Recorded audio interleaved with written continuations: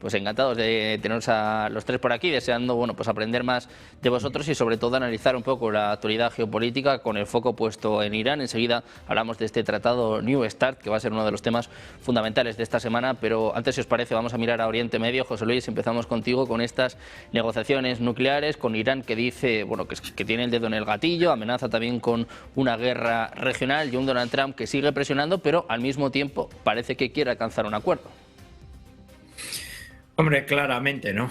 En reuniones anteriores pues hemos estado hablando un poco de la difícil situación que se plantea, ¿no? O sea, por un lado, todo llama la atención de que Estados Unidos estaría haciendo caso a lo que es esa sugestión permanente de Israel de intentar eliminar a Irán como elemento, como gran protagonista un poco de la región, y que además, pues habría los testigos, ¿no?, del mundo musulmán suní, como es Arabia Saudí, como es la propia Turquía, que incluso en algunos factores, les interesaría ese retroceso, ¿no?, de la República Islámica de Irán, y claramente a Estados Unidos e Israel, como han estado promocionando esta revolución de color fracasada, incluso un derrumbamiento del régimen y su sustitución por otro de ámbito más pro-occidental en ese sentido, ¿no? Las circunstancias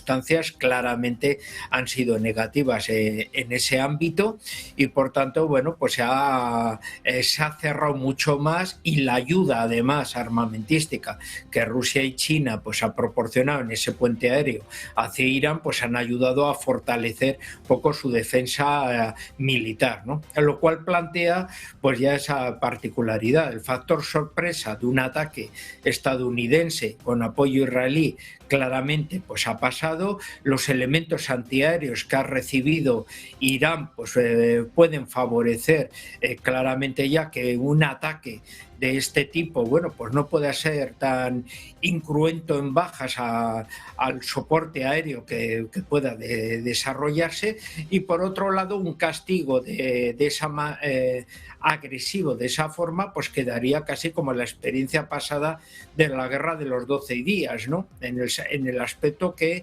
provocaría una reacción, un contraataque de la República Islámica de Irán, preferentemente contra Israel, y ya vimos el pago esencialmente económico que tuvo que plantear Israel para mantener toda su defensa aérea, que consiguió sus resultados, pero finalmente en el último momento se quedaba ya sin munición, no tenía un endeudamiento muy fuerte para seguir manteniendo ese escudo aéreo, y ya la porosidad de la concentración de fuego provocaba ya que ya los misiles iraníes empezasen ya a hacer efecto dentro de la propia estructura defensiva del propio Estado de Israel, ¿no? Así que, como veo, no es tan fácil un ataque de ese tipo, como no significa un aplastamiento total, que de momento no parece que pueda desarrollarse, y además un desembarco con fuerzas terrestres en Irán es totalmente inviable, ¿no? Así que en ese caso la amenaza de fuerza sí abre posibilidades, esperemos, a un periodo de negociación en el cual puedan plantearse esos puntos de encuentro en los cuales Estados Unidos evite un ataque por parte de Irán, que es lo que Irán desde luego no quiere.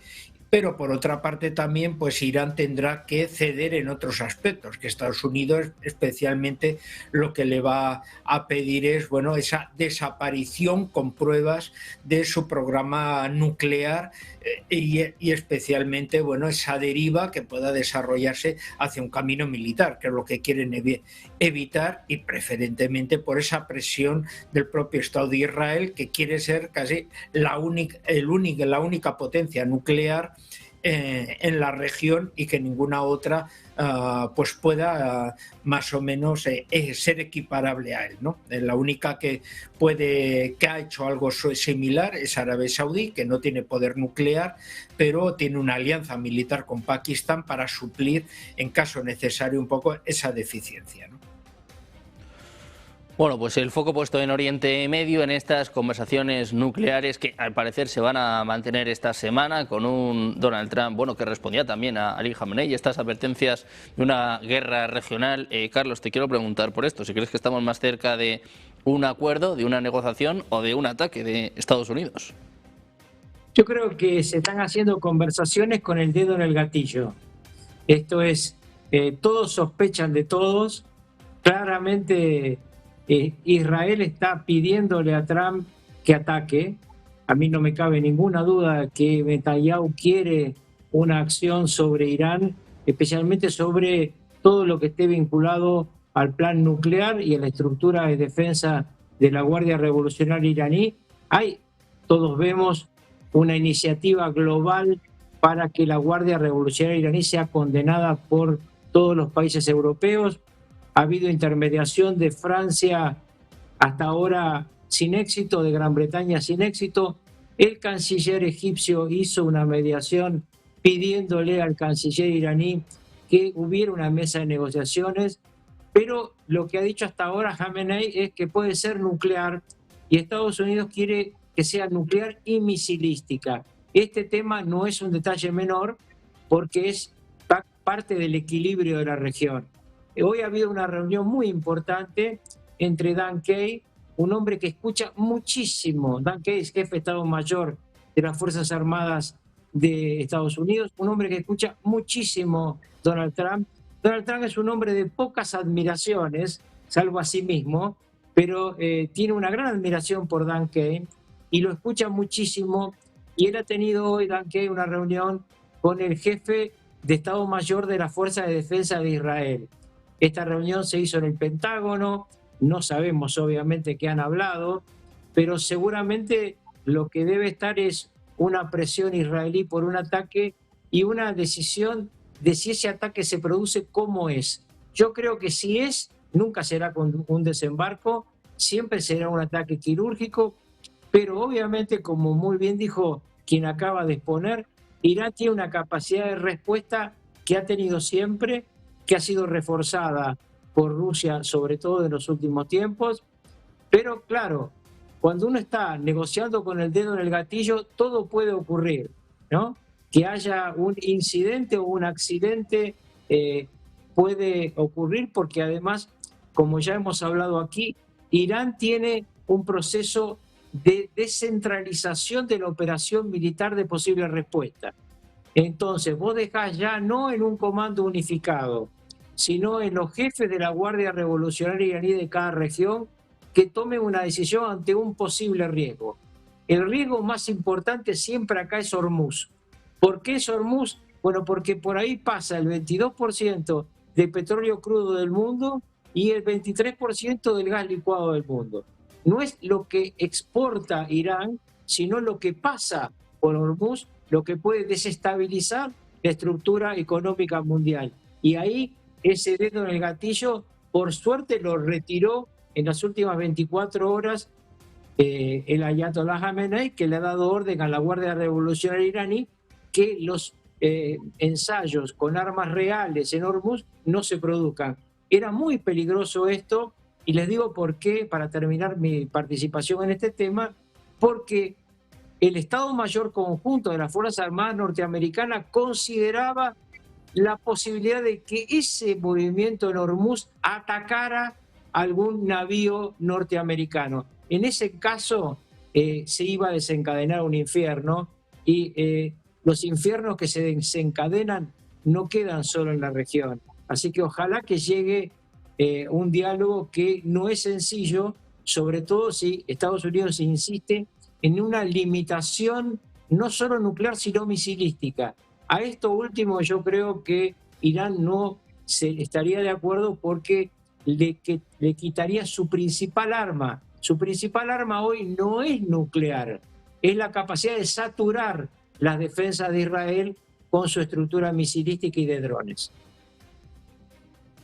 Bueno, pues precisamente pendientes de estas negociaciones, de estas conversaciones nucleares y del papel que juegue Estados Unidos. Les contábamos antes que había declaraciones por parte de Benjamin Netanyahu. Se espera que Steve Witkoff llegue mañana a Israel, precisamente, curiosamente, en un momento en el que Netanyahu, bueno, pues tenía que ir al tribunal por este juicio, ¿no? Que saben que, bueno, que está poniendo en jaque al primer ministro israelí en los últimos meses. Parece que la audiencia de mañana se va a posponer debido a esta reunión diplomática urgente con Steve Witkoff, ¿no? También, bueno, pues coincidiendo con este juicio que sigue poniendo en peligro al propio Netanyahu. Te quiero preguntar por esto, Adrián, ¿hasta qué punto crees que Israel puede presionar a Estados Unidos y sobre todo cuánto tiene que ver con lo que ha ocurrido en las últimas horas, ¿no? Esta lista Epstein que también añade presión ya no solo a Trump, sino también a toda la élite estadounidense.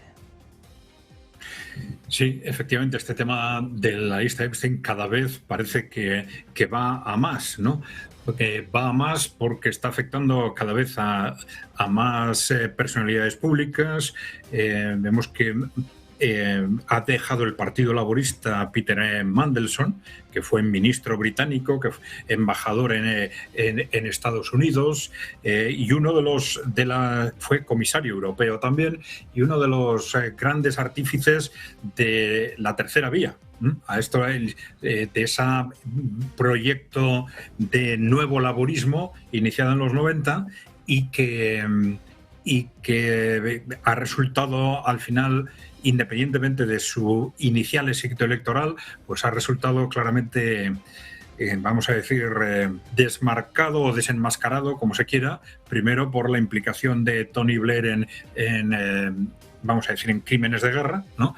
Y lo que ahora está sucediendo con la lista Epstein, también no solo con Peter Mandelson, también con Gordon Brown, que está otro primer ministro también de este área de la tercera vía y que también está claramente implicado en varios hechos en relación con la lista Epstein. Es decir, las repercusiones están extendiendo a todos los niveles. Ha aparecido y esto es muy, muy revelador, un carteo entre representantes de Epstein y de los Rothschild, con pagos de uno en concreto de $25 millones a la red Epstein por parte de los Rothschild. Es decir, las implicaciones que esto tiene a efectos de responsabilidades de personalidades políticas concretas y sobre todo de las redes que se estaban beneficiando del chantaje a estas personalidades, yo creo que están yendo a más. Esto está generando una bola que puede ser explosiva a nivel del conjunto de Occidente, ¿no? Pero bueno, me está escapando un poco del tema con esto, ¿no?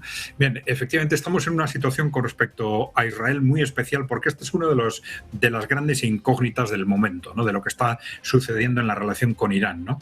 ¿Por qué Israel está presionando en este momento a Estados Unidos para un ataque a Irán? Sí sabemos lo que sucedió en la Guerra de los 12 días, que el gran perdedor de esa guerra fue sin duda Israel. Israel demostró capacidad de hacer daño a Irán, pero Irán demostró capacidad de destruir Israel. Es decir, si esa guerra se hubiera continuado, Irán hubiera seguido sufriendo daños, pero Israel podía perfectamente haber sido destruido, ¿no? Claro que Israel tiene efectivamente una arma escondida, que es esta capacidad nuclear, capacidad de armamento nuclear, de la que nadie habla, pero que todo el mundo sabe que existe. Se habla de 80, de 100, de 200 cabezas nucleares, y conociendo, digamos, el nivel de radicalismo y de ideologización de la cúpula israelí actual, no hay que descartar en absoluto que en una situación límite se hiciera uso de esta posibilidad. Esto es algo que con lo que al final tienen que contar todos los interlocutores, no quieran o no. Irán, los países, Rusia, China detrás de Irán, incluso Estados Unidos a la hora de tomar decisiones, ¿no? Estos días estamos asistiendo a un intercambio de amenazas que la verdad es que suena a conocido, ¿no? En situaciones anteriores, Estados Unidos ha amenazado, Israel ha amenazado, Irán ha amenazado, independientemente de que después suceda una u otra cosa, ¿no? Hay este dato sobre la evolución de las negociaciones, yo creo que es muy positivo, el que tanto Estados Unidos como ahora Irán haya demostrado su disposición a negociar si efectivamente si se excluye el espacio o el ámbito de misilístico y queda efectivamente reducida al contexto de negociación nuclear como estuvo inicialmente, ¿no? He leído alguna información que daba a entender que Estados Unidos podía aceptar esta propuesta, y esto evidentemente sería muy importante porque quizás podía proporcionar al gobierno de Estados Unidos una coartada para evitar el estallido del conflicto, ¿no? Que una vez que Estados Unidos se ha posicionado con tanta fuerza desplazando sus navíos al Mediterráneo y al Golfo Pérsico, tan cerca de Irán, de forma tan amenazadora, Estados Unidos, por una cuestión de imagen, que es tan importante para ellos, pues necesita algún tipo de coartada para no proceder a algún tipo de ataque, ¿no? Y esta podría ser una buena coartada, ¿no? Vamos a ver, desde el punto de vista de Irán, frente a esa potencia de ataque de Estados Unidos, que sabemos que no es una potencia de ganar la guerra, pero sí de hacer daño a través de un ataque, pues las respuestas pueden ser, en teoría, a través del cierre del estrecho de Hormuz, el ataque a las bases militares de Estados Unidos o, como sucedió en la anterior ocasión, los ataques contra Israel, que es lo más probable, porque en el fondo ya sabemos que ni a Irán ni a Estados Unidos les interesa un ataque frontal mutuo.